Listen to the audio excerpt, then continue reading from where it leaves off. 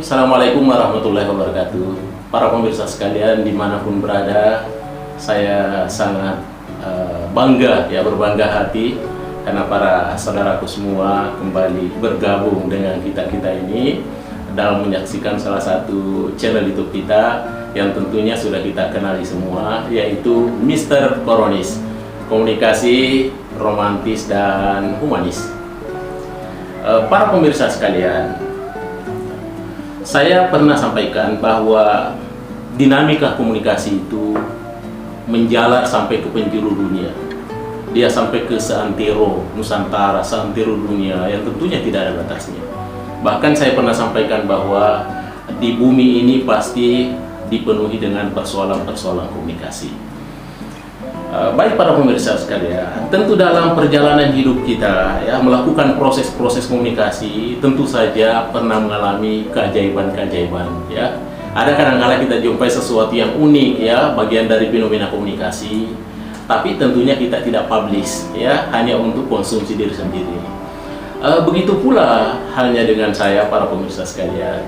Mungkin pada saat ini kita lagi santai-santai sedikit, yang materinya agak santai.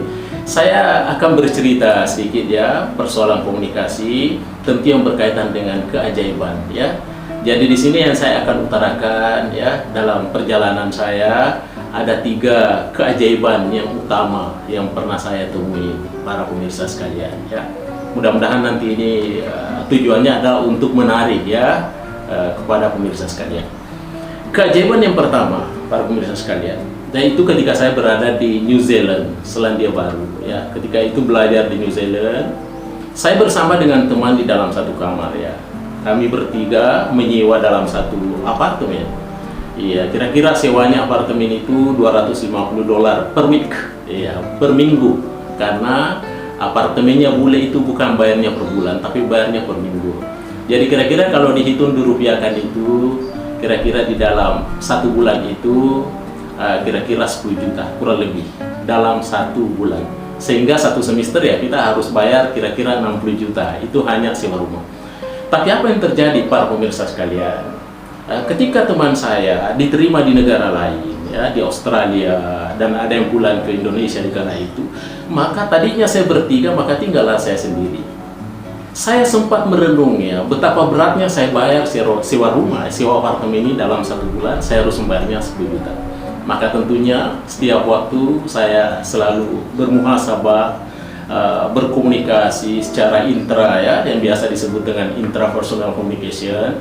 Tentunya menggeledah hati nurani, bermunajat kepada Yang Maha Kuasa. Apa yang terjadi para pemirsa sekalian? Di malam hari itu ketika hujan dalam keadaan deras, tiba-tiba ada orang yang ketuk pintu, pintu apartemen. Padahal apartemen itu 2 pintunya, satu pintu bawah, satu pintu atas.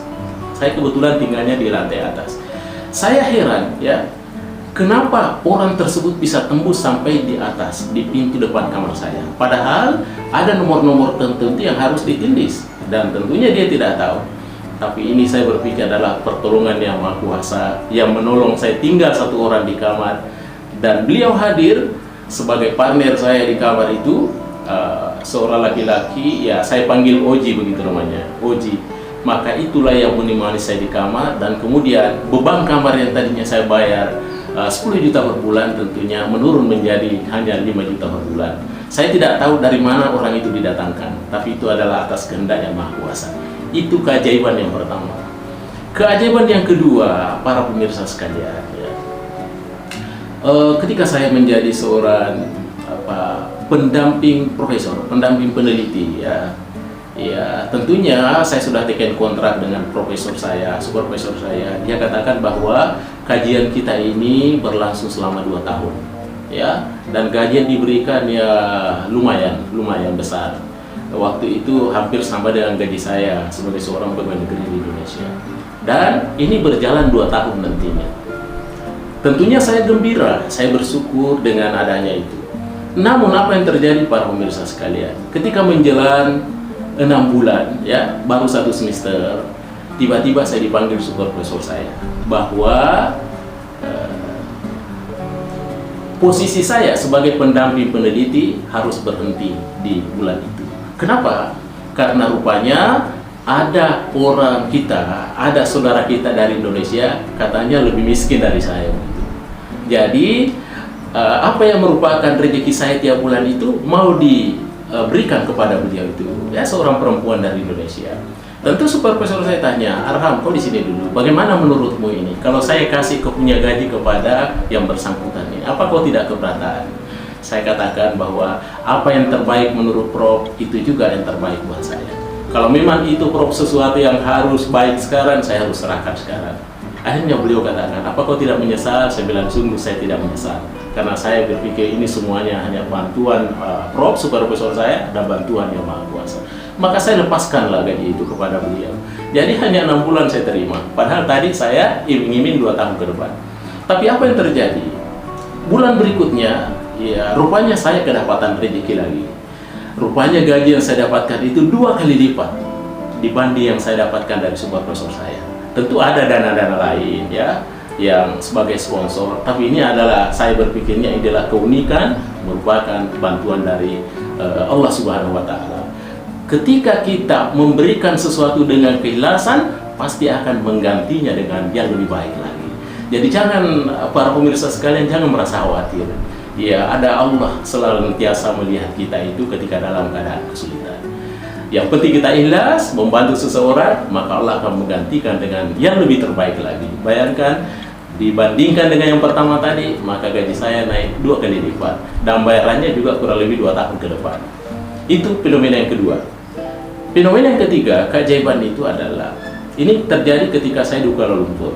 Ya, kebetulan ada mobil yang saya beli, tapi mobilnya tidak terlalu baru, tapi masih layak dipakai ke kampus dengan baik.